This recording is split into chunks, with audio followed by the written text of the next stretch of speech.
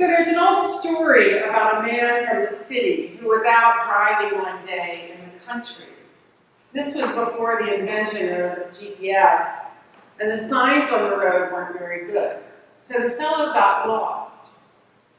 He stopped at a farmhouse to ask directions. "Can you tell me how far it is to the town of Boxborough?" he said. "Well," said the old farmer, "the way you're going is about 24,996 miles. But if you turn around, it's about 4. And therein lies a great lesson. Our journeys are always deeply affected by the direction that we head. This is true for each of us individually, as it is for our politics, our communities, and our country. Our journeys are deeply affected by the direction that we head, and that's true. That truth is at the heart of this sermon series, as well as Caitlin Chess's book of the same name. Now, you don't need a degree in sociology to know that the direction that we head in our lives, our values, the people and the things that we come to love, and our personal, professional, and political loyalties are shaped and motivated by much more than the lessons that we had in Sunday school, yeah? Just open your internet browser and it becomes clear that there are some very powerful influences calling us to everything but the love of God and neighbor. So the moral and spiritual question for followers of Jesus is always this: which direction are we headed? Jesus knows how easy it is to get lost. He knows how to get us back on the path as well, which is why he constantly calls both our hearts and our treasure back to his love ethic.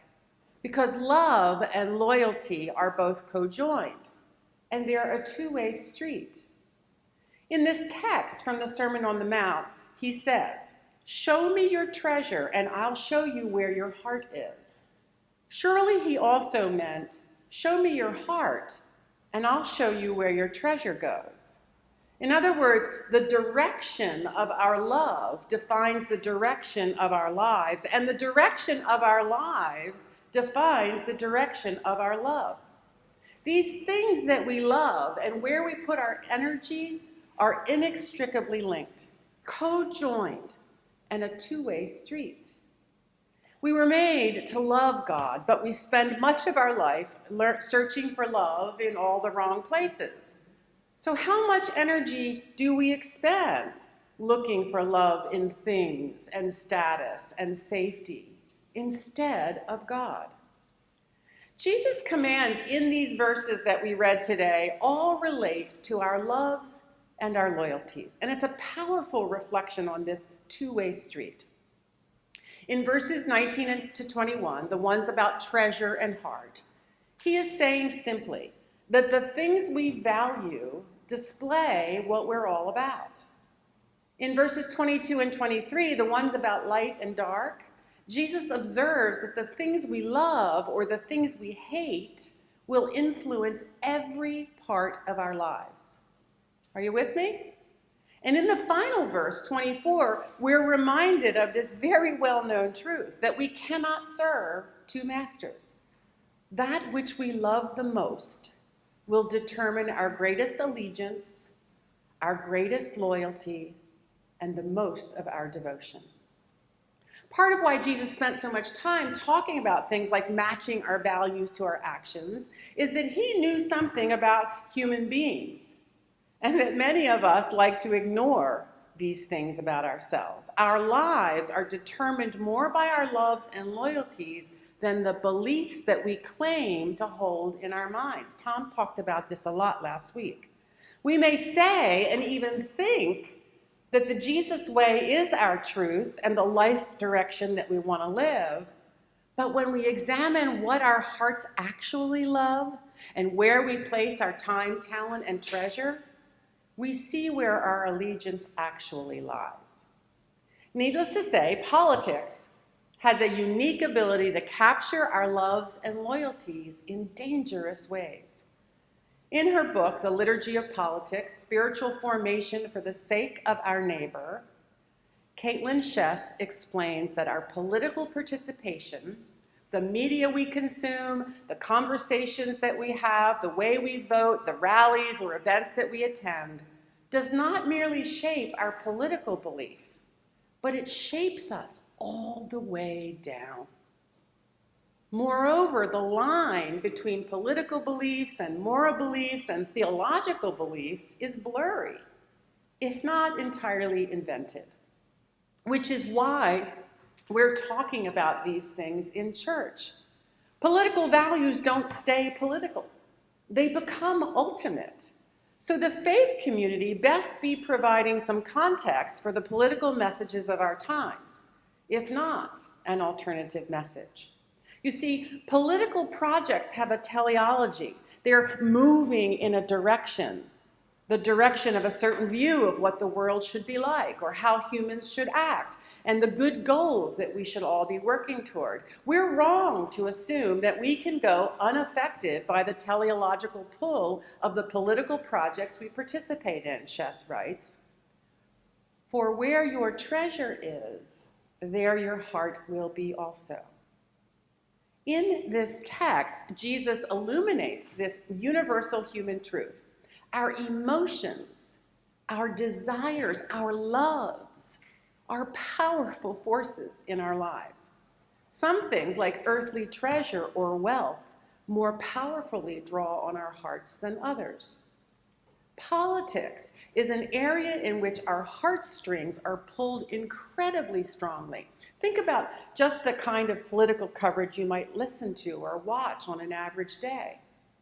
As Chess says, most of what sticks with us is not merely the information, such as the annual cost of Medicare, the number of civilians who died in a drone strike, or the exact words the president used to describe his opponent, but rather the affective information, outrage, fear, joy, hope, or love that exists within a story to present narratives such as the government is the bad guy who takes away our rights, or terrorists hate our freedom, or strong leaders don't mince words. We may not have any context for whether the annual cost of Medicare is high or low, but the music was harrowing. The commentators were livid, and the story of government overreach is a familiar one. The last section of our scripture for today deals not only with the pull and the power of our loves, but the strength of the loyalty. Our loyalties are always ordered with some taking precedent over others. Needless to say, if other things trump our allegiance to love, we will not live in a love direction. If we're more loyal to other things than God, we cannot serve God. Rosalind Picard is a pioneer in the field of affective computing, determining how computers could better use emotion in the way humans typically do. Now, this is likely not a surprise to you, maybe to you, Tom, I'm not sure. But Picard has discovered that emotion is the primary way that humans respond to complexity in the world. Yeah? Who responds with emotion? Anybody willing to admit besides me? In the face of overwhelming choices and information, we need a way to quickly process information. When there's too much information, too many choices, we default to emotional connections to people or groups of people. As Chess explains, we use mental shortcuts to categorize things and people. We use our categories when we want to quickly evaluate the value of a media source. Are they on my team? A commentator. Is he or she one of us? Or the personality at the center of a story. Is that person like me? This is why politics is so full of fear-mongering and wild emotional claims. When there's too much to take in, when the issues are complex, when the stakes are high, we default to emotion and connection to our tribe. Intellect and ideas be damned. The language and the logic of loyalty is powerful, especially when it comes to our political participation. Chess says that our disordered loyalties are so powerful precisely because they play on our desire to join a community and submit to its authority. When we do this, we don't need to read an opposing opinion because our community has already ruled it suspect, right? We don't have to engage with those we disagree with because they aren't one of us. We don't need to evaluate the merits of a particular policy because the other side proposed it. As a way of deepening our understanding of these influences, Chess offers 4 forceful political loves that in fact compete with Jesus' love ethic and are thus, as she describes it, an ailment of the white American church. I would argue they are an ailment of our culture in general.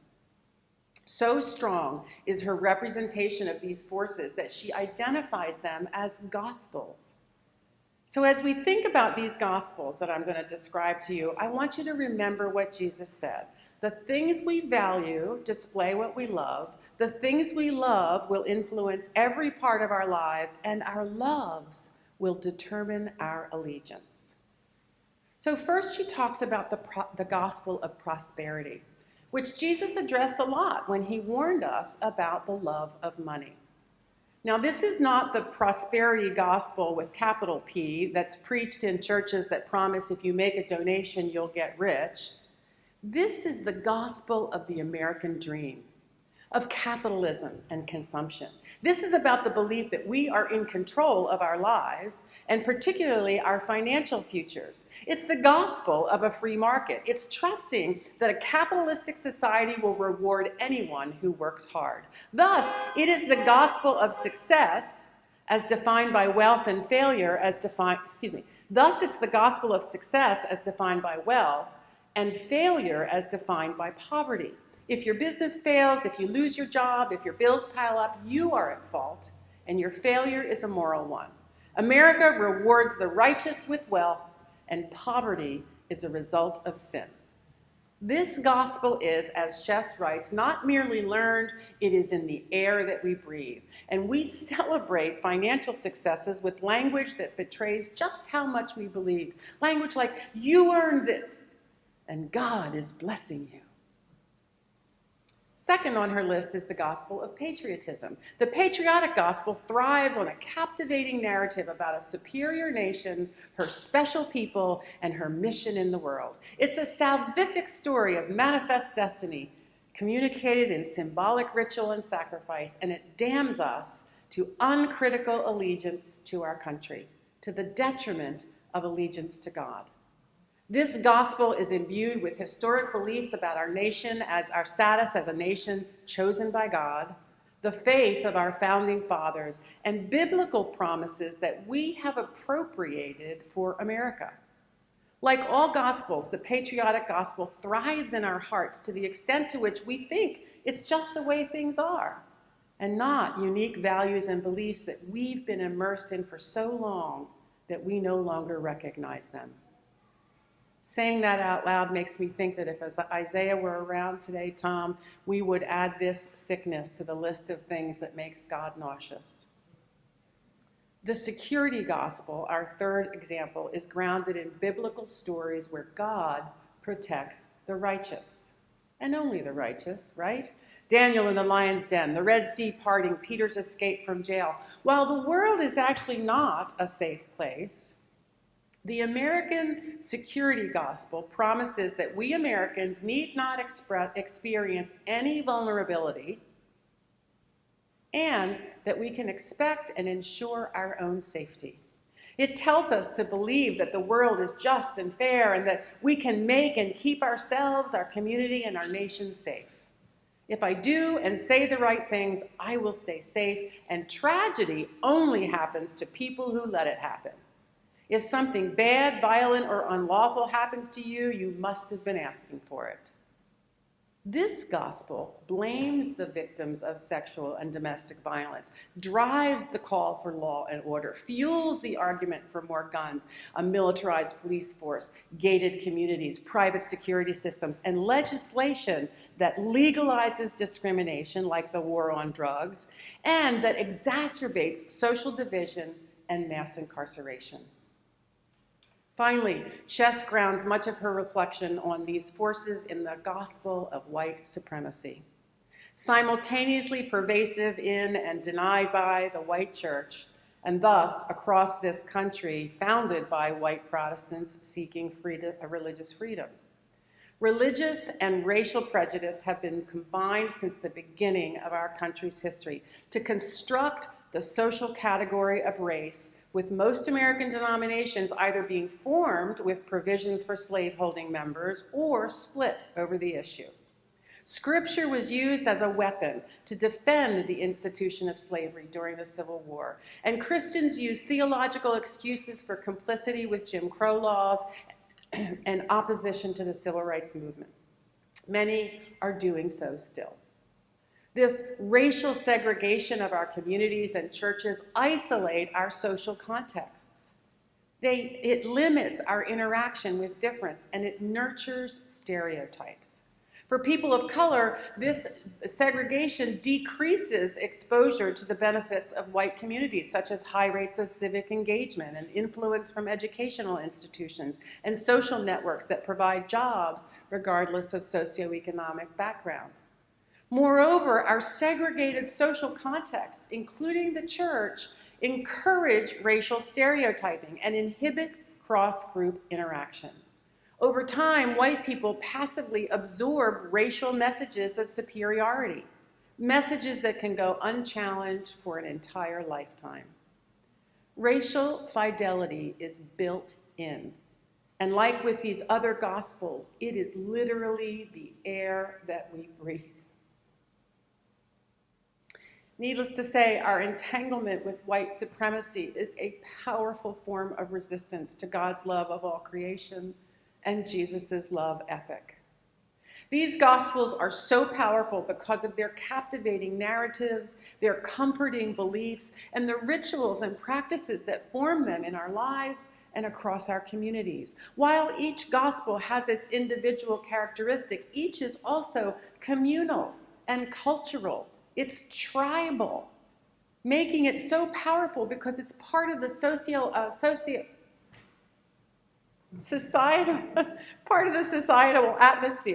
and that's so natural to us that we don't even notice that it's there, right? The good news, though, is that the gospel of Jesus is also a powerful communal story. We already have the resources that we need in this cosmic redemptive story that's rehearsed right here in the church, in the context of community through historic language and practice. So since our loves and loyalties are such strong forces in our lives, some might reasonably conclude that politics is simply too dangerous an activity for the church to participate in. Yes?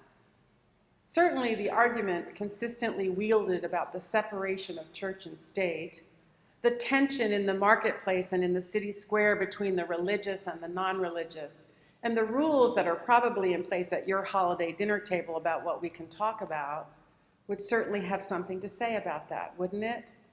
How many times have you thought to yourself, why is that pastor talking about politics? This isn't what church is for.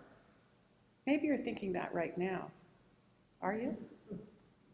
Yet Jesus' words are not a warning against living or engaging in politics or the world itself.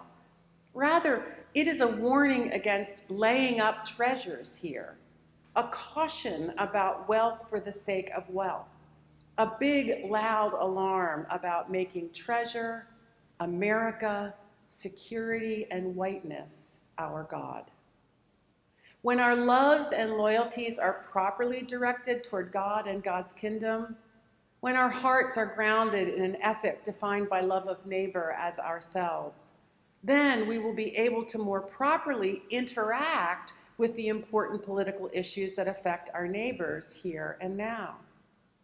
In order to jump headfirst into these dangerous waters, though, we must examine the loves and loyalties at the heart of our work in the world. And it helps to ask for directions, yes? Where is your heart? Where are your treasures? Where is your allegiance? The Liturgy of Politics argues that we must pay attention to the stories and forces that are shaping our lives. We must see these forces as animating our everyday actions and conversations. We cannot discount the power of communal stories or ignore the way they exert influence over us. And most importantly, we must recognize the political power of our corporate and personal spiritual practices. The church has an antidote to the gospels of prosperity, patriotism, security, and white supremacy. The antidote is the good news of Jesus Christ. When we gather to worship, when we examine our loves and loyalties, when we deepen our understanding of the scriptures and the traditions that have formed us, when we practice the sacraments and the disciplines of our faith, we are formed anew. We are reformed every time. Yes? We need each other's presence and perspective to hold us steady on this path. We need diverse communities and ideas to show us our biases. We need help to discover the desires and the fears that we may be ignoring that push us off the way of Jesus. We know what the way is. We just get off the path sometimes, yes? We need the political power of our corporate and personal practices to redirection us towards love. The good news is that collectively, these are way more powerful than the power of politics. Together, guided by love and the Holy Spirit, the journey is direct. It's not very long. It will reshape the way and give us the inspiration to ground our personal choices in God's economy, to reframe our values through an equity ethic, and to negotiate our public politics with grace. Just imagine, if you will, bringing love into the voting booth next week for your own well-being and for the sake of your neighbors, every last one of them. May it be so.